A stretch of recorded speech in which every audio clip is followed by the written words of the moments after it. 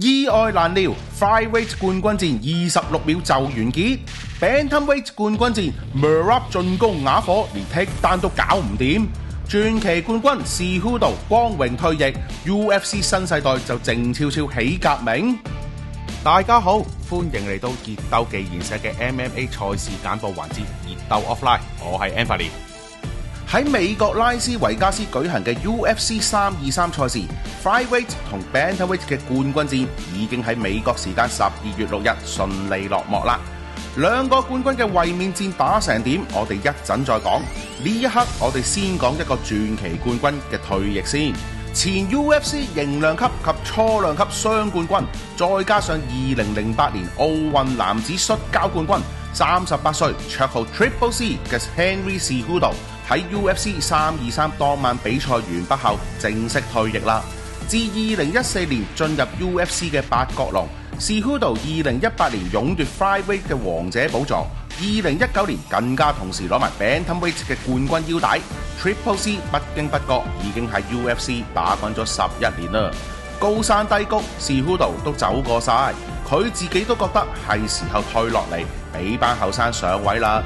所以賽前已經講到明，無論賽果如何，當晚呢場 Bantamweight 嘅賽事都會係佢喺 UFC 最後一戰。當晚Cejudo對上美國新星27歲嘅 Payton Taibot， 雖然最終都未竟全功，以 unanimous decision 落敗。不過Cejudo都表示無悔無恨啦。完場後隔住個八角籠同 Dana White 深情對話。到 Joe Rogan 上台訪問Cejudo嗰陣，大會仲特登播放一條致敬短片，歡送呢位前 Double Champion。上次有呢個禮遇嘅，已經要數到鑽石 Dustin Poirier 啦。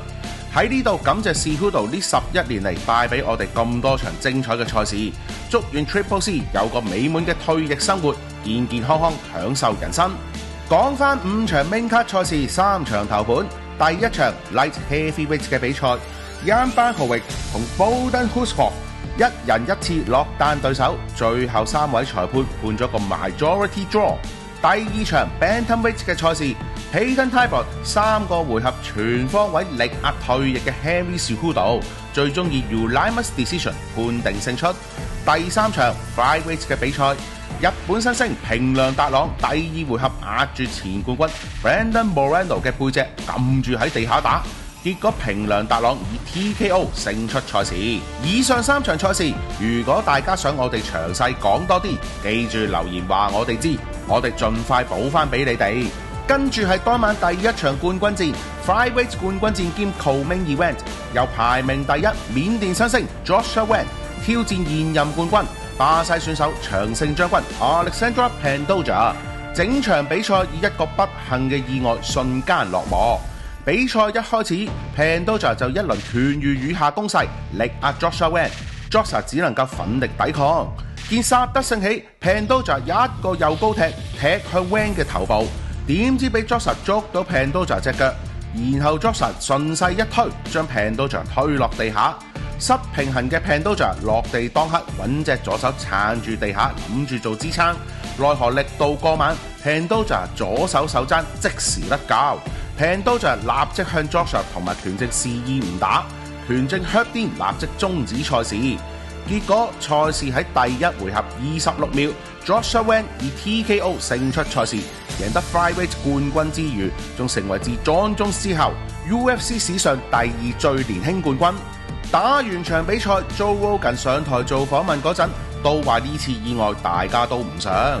Joshua 都話一見到拳證示意唔多對路，佢都唔上前對跌咗落地甩咗臼嘅 Pantoja 做 ground and pound 啦。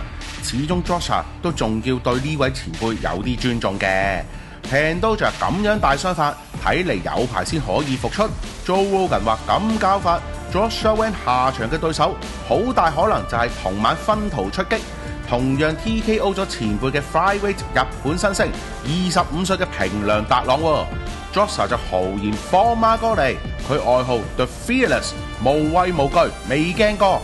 哇！日本對緬甸呢場亞洲 Flyweight 冠軍戰，大家又點睇呢？留言交流下。當晚初量級冠軍戰兼 Main Event，由排名第3俄羅斯選手 Petr Yan 挑戰現任冠軍，今年第4次打衛冕冠軍戰嘅格魯吉亞選手 Merab Dvalishvili。Merab 一開始就一輪拳腳攻勢壓上前，點知大部分都俾 Piotr 擋晒避晒。見拳腳無靈 ，Merab 立即轉陣用剔單進攻，點知一樣俾 Piotr 成功防守。由第2回合開始 ，Piotr 就逐步掌控比賽。Merab 轟出嚟啲拳十居其九都俾 Piotr 擋晒，但 Piotr 啲 counter 還擊 Merab 就食到應一應。第3回合後半段開始 ，Piotr 多次轟出嘅 body shot 打到 Merab 痛到入心入肺之餘 ，Merab 仲一度要避走回氣啊！就連 Merab 成名嘅伎倆剔單，全場 Merab 29次剔單只有2次成功，相反 Piotr 9次剔單就有5次得手。Merab 打又打唔入，打又打唔到，可能第3回合舉起 Piotr Yan 呢一幕，已經係 Merab 呢一晚最高光嘅時刻啦。就係咁樣，俄羅斯人5個回合打到 Merab 血流披面，最後賽事以 unanimous decision 一致判定 Piotr Yan 勝出。Piotr 亦自2021年10月再次成為錯量級冠軍啦。賽後訪問時段 ，Joe Rogan 問到重奪冠軍寶座嘅 Piotr Yan 有咩嘅感覺 ？Piotr 當然話好開心啦，然後致謝人士多到上至國家，下至媽媽，同埋一班幫佢訓練嘅教練同師兄弟。最後佢都好感謝賽會，仲話 UFC changed my life。落敗嘅 Merab 都話自己已經盡晒力打呢場比賽，只係 Piotr Yan 今晚表現真係好過佢啫。作為 fighter，Merab 話佢哋每次上場都希望帶俾觀眾一場精彩嘅賽事，佢自己未放棄，會捲土重來咁話。大家又點睇呢場 Bantamweight 嘅冠軍爭奪戰呢？埋嚟傾下偈啊！5場賽事嘅回顧就告一段落啦，再一次感謝各位同我哋重溫呢晚比賽啊！2025年度所有數字賽事已經全部落幕，下一場嘅 Pay-Per-View 賽事要去到2026年1月尾先舉行，不過賽程就緊密咯。美國時間1月24日 UFC 324兩場冠軍戰，女子 Bantamweight 冠軍戰由現任冠軍 Kayla Harrison 迎戰久休復出嘅獅子乸 Amanda Nunes， 男子 Lightweight 賽事排名第4嘅 Justin Gaethje同排名第5嘅 Paddy Pimblett 爭奪右圓胸嘅看守冠軍位置。緊接澳洲時間2月1日 UFC 325 Featherweight 冠軍戰，現任冠軍 Alexander Volkanovski 2度出戰 Thiago Lopez， 到時我哋再同大家睇下邊個可以攬住條冠軍腰帶過農曆新年。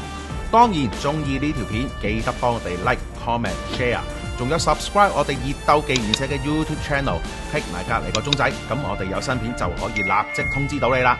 有你哋嘅支持，我哋先有動力繼續做落去。密切留意熱鬥技研社，我哋下次見。